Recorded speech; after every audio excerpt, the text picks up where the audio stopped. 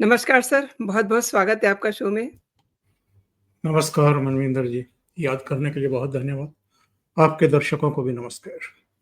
Sir, संसद में सिंदूर से लेकर के सिंधु तक जबरदस्त चर्चा हुई और ऑपरेशन सिंदूर पर सरकार को ललकार कर राहुल गांधी जैसे ही बैठे, प्रधानमंत्री नरेंद्र मोदी मंच पर आ गए। फिर उन्होंने एक-एक करके नेहरू, गांधी परिवार के कारनामे गिना डाले, चौंकाने वाले खुलासे कर दिए और विरोधियों की तो फाइल खोल कर के पन्ने पलट-पलट के उन्होंने बोलना शुरू कर दिया। यानी कि 60 साल के पूरे जो झूठ थे सारे गिना दिए। अब मोदी जी का ये जो जोश है, जेस्चर है, इसे क्या कहेंगे? दुश्मन तक दहल गए सर? देखिए, बात ये है कि जब हमें, आपको और अब सभी भारतीयों को भी और दुनिया भर के देशों को ये पता है कि नरेंद्र मोदी जब संसद में बोलते हैं तो कितनी तैयारी के साथ बोलते हैं, तो क्या ये कांग्रेस के, गांधी नेहरू परिवार के इन नौनिहालों को पता नहीं है कि नरेंद्र मोदी को अगर आप ललकारेंगे, अगर आप उनके सामने इस तरह की ज़बान का इस्तेमाल करेंगे कि नरेंद्र मोदी ही आकर के जवाब दें, हमें कोई सब्स्टिट्यूट नहीं चाहिए। यानी इस देश के रक्षा मंत्री, इस देश के गृह मंत्री, इस देश के विदेश मंत्री, ये सब उनके लिए सब्स्टिट्यूट हैं। तो उनको और कोई भी नहीं चाहिए, प्रधानमंत्री से ही जवाब चाहिए। क्योंकि ये प्रधानमंत्री की छवि मलिन करने की जल्दबाजी में रहते हैं और इसके बावजूद रहते हैं कि ऐसा कोई मौका नहीं आया 2014 से आज तक की तारीख में जब ये प्रधानमंत्री को किसी भी तरह की चुनौती दे पाए हों। किसी भी तरह का कोई ऐसा तथ्य, ऐसा दस्तावेज, ऐसा प्रमाणिक दस्तावेज संसद के जरिए देश के सामने रख पाए हों कि जिससे प्रधानमंत्री को या उनकी सरकार को या उनकी राजनीति को या उनके उठाए हुए कदमों को कोई चैलेंज देता हुआ दिखाई दे। ऑपरेशन सिंदूर पर आने से पहले मैं अतीत की कुछ घटनाओं का भी जिक्र करना चाहूंगा। वैसे तो हर साल जब नया सत्र शुरू होता है तो एक रवायत है कि राष्ट्रपति दोनों सदनों को संबोधित करती हैं। सरकार धन्यवाद प्रस्ताव के जरिए राष्ट्रपति के अभिभाषण पर चर्चा के लिए पक्ष विपक्ष को आमंत्रित करती है और बाद में प्रधानमंत्री चर्चा का जवाब देते हैं। 2014 से 2025 तक नरेंद्र मोदी ने जितनी बार भी धन्यवाद प्रस्ताव पर हुई चर्चा का जवाब दिया, हर बार मैं एक शब्द का, एक वाक्य का उल्लेख करता हूं जिसको कहते हैं कि धोया, निचोड़ा और सुखा दिया। और हर बार प्रधानमंत्री ये काम करते हैं। ये जिस तरीके, और राष्ट्रपति का अभिभाषण क्या होता है? सरकार का जो विजन है, जो डॉक्यूमेंट है, जो वो काम करने वाली हैं, जो उसने काम किए हैं, उनका उल्लेख होता है। और अलग अलग मोर्चों पर, चाहे वो इंफ्रास्ट्रक्चर है, चाहे विदेश नीति है, अर्थनीति है, रक्षा नीति है, उस पर सरकार क्या कर रही है, कैसे कदम उठा रही है, उसका एक आईना होता है।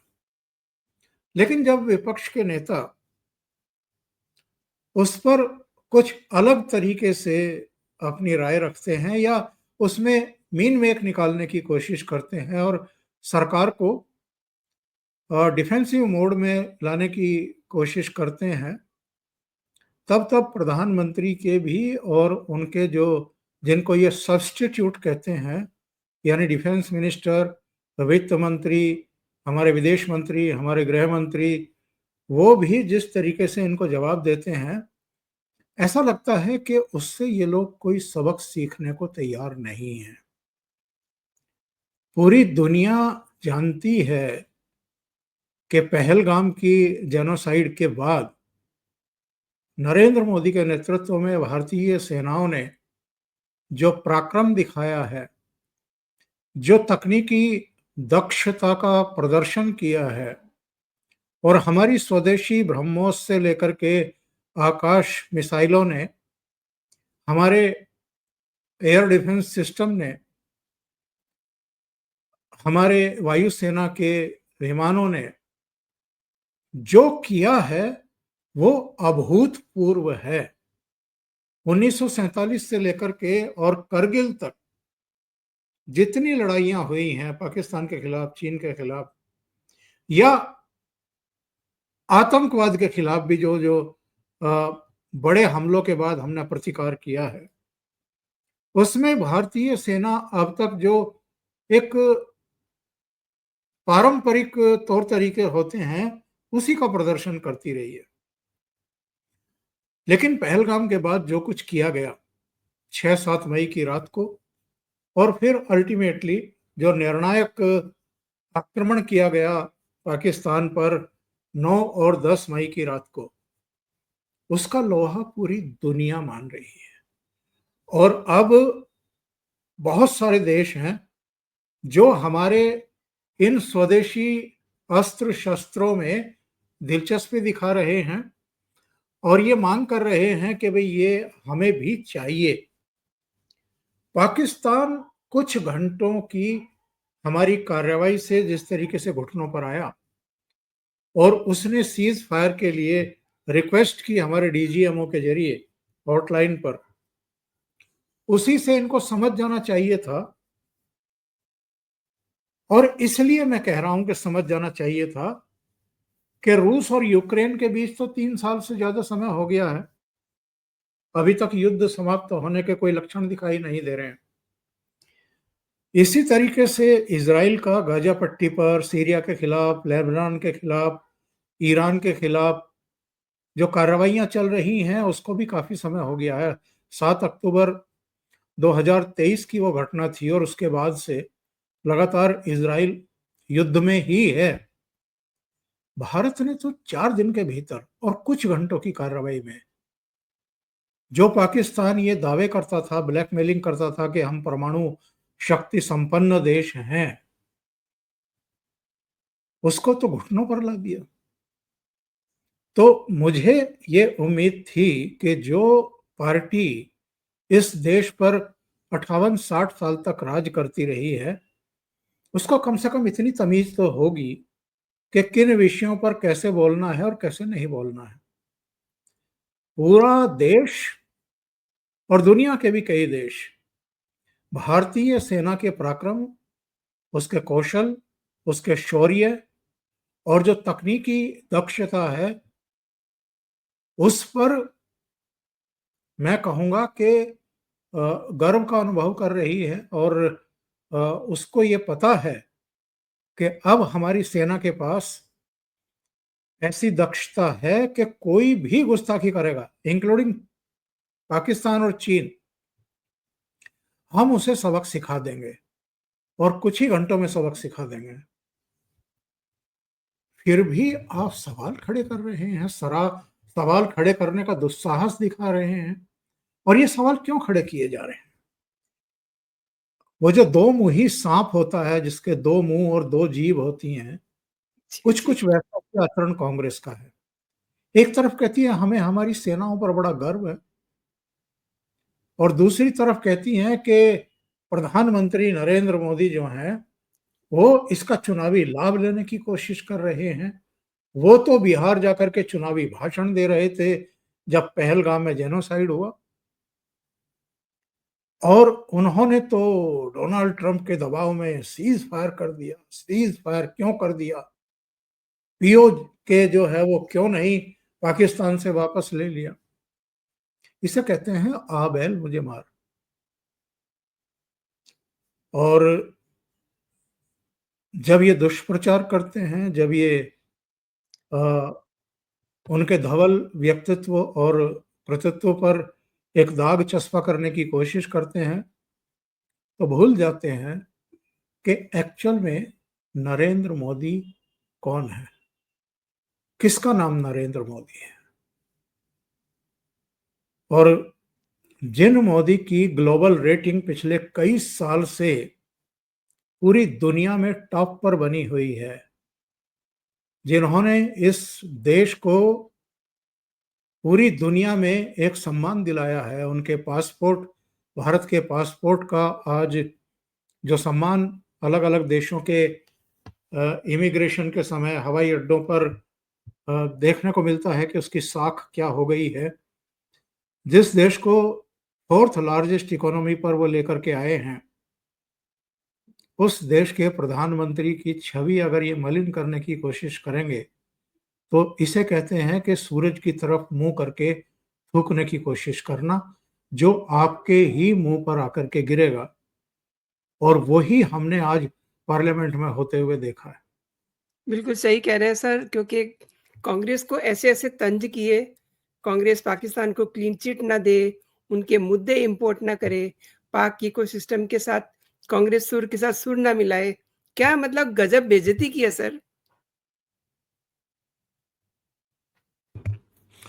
उनका बेइज्जती करने का तो किसी की बेइज्जती करने का तो उनका ध्येय कभी होता नहीं है। मेन बात ये है कि आपकी खाल अगर खाद पानी मांग रही है, तो इसमें फिर नरेंद्र मोदी क्या करेंगे। जी, जी। आपको अगर सच्चाई नहीं दिखाई दे रही है, और वो उदाहरण मैं देना नहीं चाहता लेकिन मुझे देना पड़ रहा है, जो ये सुअर होते हैं ना, वो कीचड़ में खुश रहते हैं। आप किसी सुअर को कीचड़ में से उठा करके अगर किसी शानदार 5 स्टार होटल के स्विमिंग पूल की जो साफ सफाई है, जो धरातल भी दिखाई देता है, नीला पानी दिखाई देता है, वो उसको जी। स्वाद है। तो जिस पॉलिटिकल पार्टी ने डे वन से, जब से बंटवारा हुआ है, पहले 2 देशों के रूप में भारत को विखंडित किया, फिर 1971 में 2 टुकड़े और हो 1 टुकड़ा और हो गया, यानी 3 टुकड़े कर दिए। इसके अलावा इन्होंने जो भारत का अभिन्न हिस्सा था, यानी जिसको हम कहते हैं पाकिस्तान के कब्जे वाला जम्मू कश्मीर का इलाका और गिलगिट और बाल्टिस्तान, और उसमें फिर इन्होंने उसका एक टुकड़ा, अक्साई चीन का टुकड़ा, चीन को गिफ्ट कर दिया। और 62 के युद्ध में करीब 15,000 वर्ग किलोमीटर जमीन वो चाइना को दे दी। तिब्बत को प्लेट में सजा करके चाइना को दे दिया। पहले अमेरिका ने और फिर एक दूसरे चैनल के जरिए भारत को ऑफर हुआ यूएनएससी की सीट। नेहरू ने लिख दिया कि चीन महान देश है, चीन महान देश है, और अगर हम ये प्रस्ताव स्वीकार करते हैं सुरक्षा परिषद में अस्थायी सीट का, तो चीन हमसे नाराज हो जाएगा, इसलिए ये सीट आप चीन को दे दो। ये किस मुंह से 2014 में बनी हुई सरकार के खिलाफ विश्वमन करते हैं। जितनी ये मुसीबतें इस समय भारत झेल रहा है और उससे मुकाबला करने के लिए अभिशप्त कर दिया गया है, ये सारी समस्याएं नेहरू की देन है। जम्मू कश्मीर का जो भी मुद्दा है, एक तो गलत समय पर सीज फायर घोषित करना 47-48 में, 48 में, फिर यूएन में चले जाना इसको डिस्प्यूट बता करके कि ये डिस्प्यूट है, तो यूएन में चले गए आप। इसके बाद आपने जो कारनामे किए 370 लगा करके, फिर धीरे से 35A ला करके, जिसकी स्वीकृति भी पार्लियामेंट से नहीं ली गई, आपने और बीज बोए। और जितना खून खराबा हुआ है, अमित शाह ने 5 अगस्त और 6 अगस्त लोकसभा और राज्यसभा में 370 और 35 से हटाते हुए जो भाषण दिया था, वो दर्शकों को एक बार देखना चाहिए। जरा उसको तलाश करके ढूंढ करके देखिए। उसमें अमित शाह ने कहा था कि जम्मू कश्मीर के और सीमा पार के इस आतंकवाद ने 45,000 44,000 के आसपास लोगों की जान ले ली है। 44-45,000 लोगों की जान चली जाए और आपकी सेहत पर कोई फर्क ही ना पड़े। और बड़े वाजिब सवाल पूछे गए हैं पार्लियामेंट में। राजनाथ जी, सिंह, अमित शाह, एस जयशंकर और प्रधानमंत्री नरेंद्र मोदी के द्वारा ये पूछा गया है कि यहाँ तो 26 लोगों की हत्याएं हुई थी, जिनमें 25 भारतीय थे यानी हिंदू थे, जिनकी पेंटें उतार करके उनकी पहचान की गई थी। उनको कहा गया था कि आप धर्म अपनी बताइए। आइडेंटिटी डिस्क्लोज करिए, और जब देखा कि ये हिंदू हैं तो उनको उनकी पत्नी और बच्चों के सामने मारा गया। इससे पहले आप कल्पना करिए, छत्तीस सिंहपुरा से लेकर के और जम्मू कश्मीर में कितने लोगों का खून बहाया, कितने सुरक्षा बलों के ऊपर अटैक हुए, कितने सेना के काफिलों पर अटैक हुए। मुंबई में, अहमदाबाद में, हैदराबाद में, कोलकाता में, चेन्नई में, पुणे में, यहाँ तक के अयोध्या में कहाँ कहाँ अटैक नहीं हुए हैं। किस तरीके से लहूलुहान किया गया है पूरे भारत को, और ये लोग हाथ पर हाथ रखे हुए बैठे थे, डोजियर सौंप रहे थे पाकिस्तान को और अमेरिका को कि साहब देखिए ये हम पर अटैक कर रहे हैं, इनको रोकिए प्लीज। और पूरी दुनिया में आपने भारत को, भारत की सुरक्षा को, राष्ट्रीय हितों को मजाक बना करके रख दिया था। सेना को आप स्ट्रेंथन करने के बजाय लाचार मोड में ला करके आपने सेना को खड़ा कर दिया था। 2012 में तब के सेना अध्यक्ष जनरल वीके सिंह को, डॉक्टर मनमोहन सिंह को, प्रधानमंत्री को एक चिट्ठी भेजनी पड़ी थी कि भारतीय सेना के पास गोला बारूद खत्म हो चुका है, अगर किसी भी तरफ से कोई लड़ाई छिड़ती है तो 4 दिन का भी गोला बारूद हमारे पास नहीं है। यानी जो रिक्वायरमेंट थी वो आप फुलफिल करने को तैयार नहीं थे। और आज प्रधानमंत्री ने कहा कि हर रक्षा सौदे में दलाली खाई गई, जी, पैसा खाया गया। मुंबई हमले के बाद हाथ पर हाथ रख करके क्यों बैठे थे मनमोहन सिंह और सोनिया गांधी? क्यों अटैक नहीं किया गया? 175 लोग मारे गए थे मुंबई में, जिनमें अमेरिकी नागरिक भी थे। जो ताज होटल पर अटैक किया गया था, CST पर जो अटैक किया गया था, तो ये किस मुंह से भारत पर सवाल खड़े करते हैं, भारतीय सेनाओं पर सवाल खड़े करते हैं, और इनके बहाने प्रधानमंत्री नरेंद्र मोदी पर सवाल खड़े करते हैं। बार बार वो बता चुके हैं कि अब आतंकवाद, नक्सलवाद और भ्रष्टाचार पर हमारा जीरो टॉलरेंस है। और जिस तरीके से कार्रवाइयां हुई हैं भ्रष्टाचारियों के खिलाफ, जिस तरीके से कार्रवाई हो रही है नक्सलवाद पर, जिस तरह जीरो टॉलरेंस हम अपना रहे हैं आतंकवाद पर, उसी का नतीजा है कि नक्सलवाद खत्म होने के कगार पर है। भ्रष्टाचारी जेलों में ठूंसे गए हैं और आतंकवाद भी समाप्त प्राय होता हुआ दिखाई दे रहा है। इससे बड़ी कार्रवाई आज तक भारत के इतिहास में, शायद दुनिया के इतिहास में नहीं हुई, कि जब हमें पता है कि आतंकवादियों के ट्रेनिंग सेंटर कहाँ हैं, इनके आतंकवादी सरगनाओं के और संगठनों के हेडक्वार्टर कहाँ हैं, ये बाकायदा तब के जब मुंबई पर अटैक हुआ था तब के विदेश सचिव का ये बयान है, जिस जो पढ़ करके सुनाया रक्षा मंत्री ने भी, प्रधानमंत्री ने भी, गृह मंत्री ने भी। उन्होंने कहा कि प्रणब दा विदेश मंत्री थे, मीटिंग हेड कर रहे थे, और तब विदेश सचिव ने कहा था कि हम मुरीद के इनके हेडक्वार्टर पर अटैक कर सकते हैं क्रूज मिसाइलों से। और प्रणब दा ने अपना चश्मा उतारा, उसको साफ किया और मीटिंग खत्म होने का ऐलान करके उठ करके चले गए। यानी उनके ऊपर प्रेशर था सोनिया गांधी का कि पाकिस्तान पर अटैक ना किया जाए। इसका तो कोई जवाब दिया नहीं कांग्रेस ने आज तक।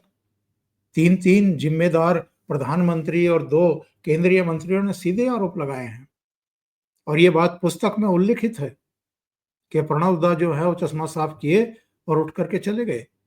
यानी आप इतने मजबूर थे कि इतना बड़ा हत्याकांड, इतना बड़ा आतंकवादी हमला कि 10 आतंकवादी कराची से चलते हैं एक बोट में सवार होकर, मुंबई में उतरते हैं और सीएसटी और ताज और एक दूसरे होटल में और सड़कों पर तांडव करते हैं। 175 लोग मारे जाते हैं और आप पाकिस्तान के खिलाफ कोई कार्रवाई नहीं करते हैं।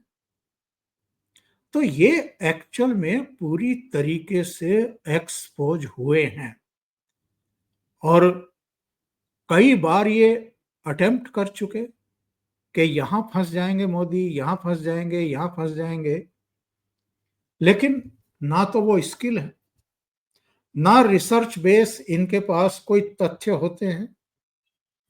हाँ, ये हंगामा कर सकते हैं, तरह तरह के कपड़े डाल करके, पोस्टर, बैनर, प्ले कार्ड लेकर के पार्लियामेंट परिसर में आकर के तमाशा कर सकते हैं।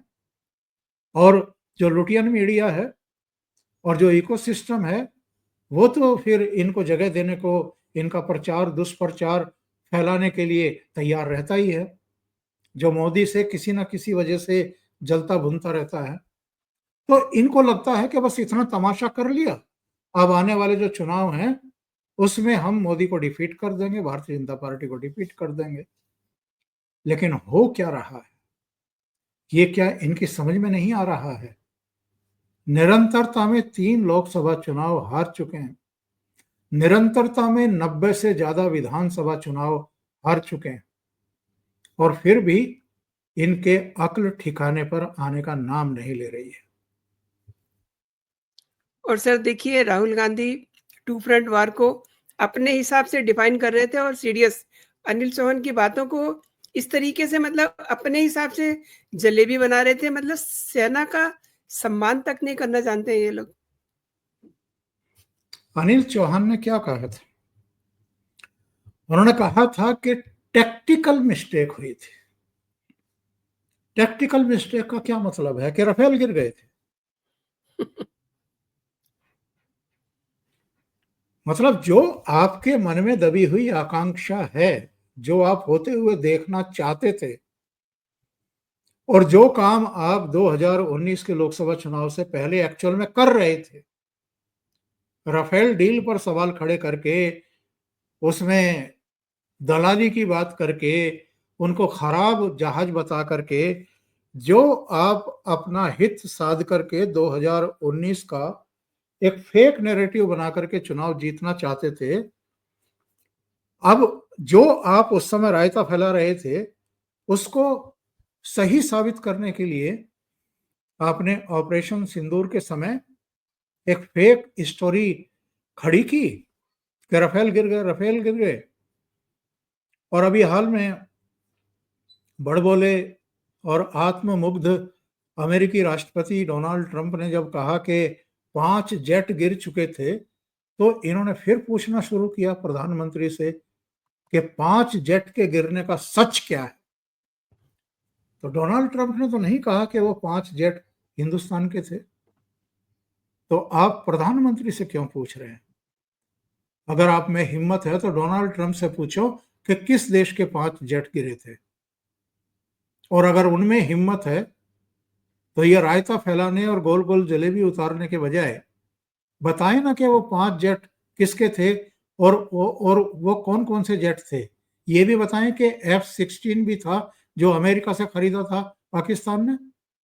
ये भी बताएं कि F-17 था जो चाइना से खरीदा था पाकिस्तान ने। ये नहीं बताएंगे, लेकिन ट्रेड डील का दबाव बनाने के लिए आप हिंदुस्तान पर तरह तरह के हथकंडे अपनाएंगे। तो इस पूरे प्रकरण में केवल कांग्रेस, राहुल गांधी, प्रियंका वाड्रा और कुछ विपक्षी दल यही एक्सपोज नहीं हुए हैं। अमेरिका के राष्ट्रपति भी पूरी तरीके से एक्सपोज हो गए हैं। और आज तो प्रधानमंत्री ने सदन में खड़े होकर के कह दिया बिल्कुल। कि दुनिया के किसी भी देश या किसी भी नेता ने हमारे ऑपरेशन सिंदूर को रोकने की कोशिश नहीं की या हमें रोकने की कोशिश नहीं की।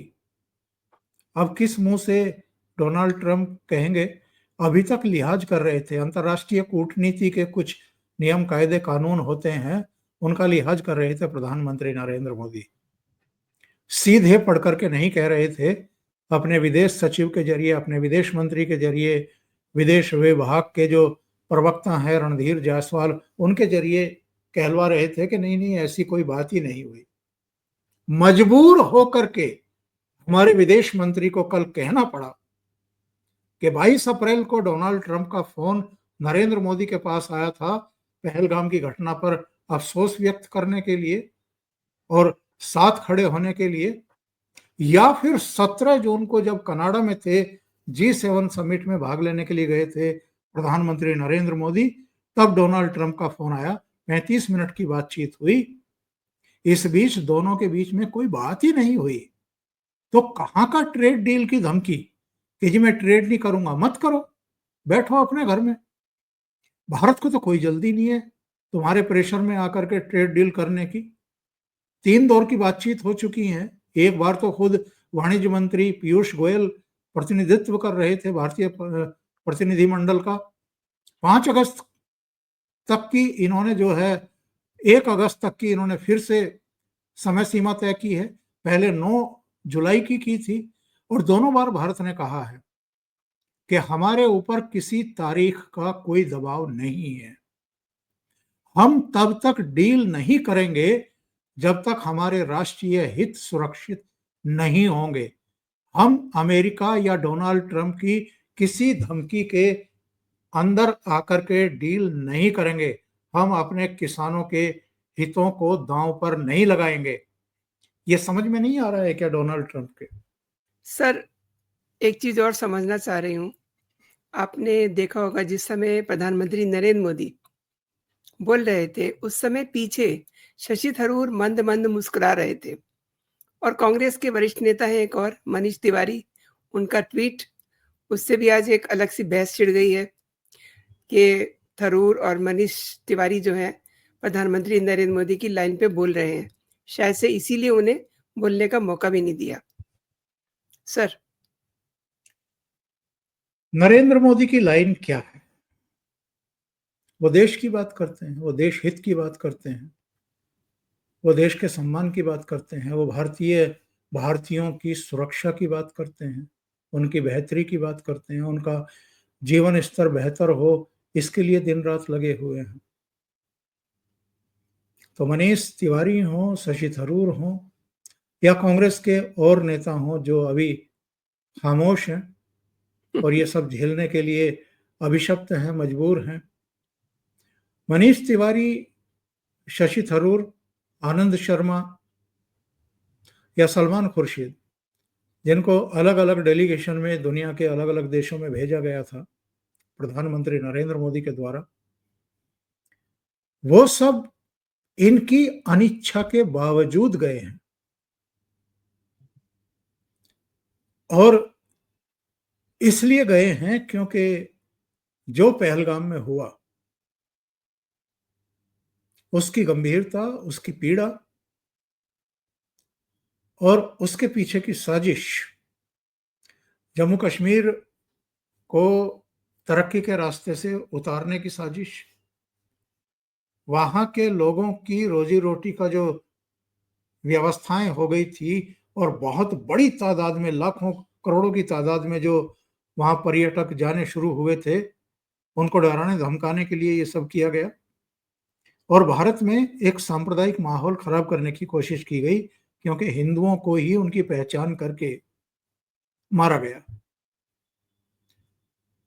कांग्रेस में भी ऐसा नहीं है कि सब इन्हीं की तरह के स्वार्थी हैं या गलतफहमी के शिकार हैं कि राज अगर इस देश पर किसी को करना चाहिए तो नेहरू गांधी परिवार को ही करना चाहिए, कोई चाय वाले का बेटा कैसे प्रधानमंत्री बना रह सकता है और इंदिरा गांधी को भी निरंतरता के मामले में पीछे छोड़ सकता है। इनकी पीड़ा ये जाने, देश फैसला कर चुका है कि जो देश और देशवासियों की रक्षा करेगा और उसके लिए जो भी फैसला लेना होगा वो लेगा। अगर इनकी समझ में ये बदला हुआ जनमानस, बदली हुई सोच, अप्रोच समझ में नहीं आ रही है तो ये इनकी गलती है, ये किसी और की गलती नहीं है।